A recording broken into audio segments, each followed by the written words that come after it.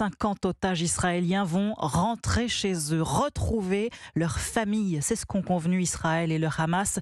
Accord validé cette nuit par le Conseil de guerre de l'État hébreu. Dans le détail, Tel Aviv accepte une trêve de 4 jours à Gaza, le temps de laisser passer de l'aide humanitaire et des camions de carburant.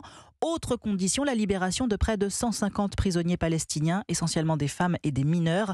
C'est à ce prix que la Croix-Rouge pourra récupérer les otages aux mains du Hamas d'ici au moins 24 heures.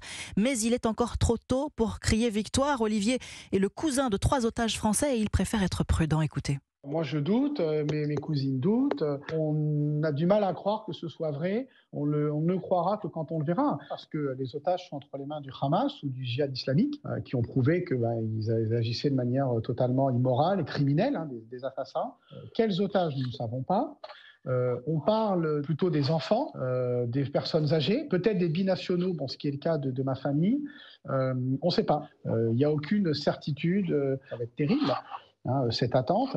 Jusqu'à la semaine dernière, il n'y avait aucune négociation vraiment qui avait l'air d'avancer. Bien sûr que c'est une lueur, j'ai qu'une hâte, c'est qu'on nous dise Erez et Sahar sont rentrés chez eux. Oui, on est plus optimiste, évidemment, on espère. Olivier, le cousin d'Erez, qui a 12 ans, de Sahar, qui a 16 ans, et leur père, Ofer Calderon, tous 3 otages du Hamas, à propos recueillis pour Europe 1 par Inès Zegloul.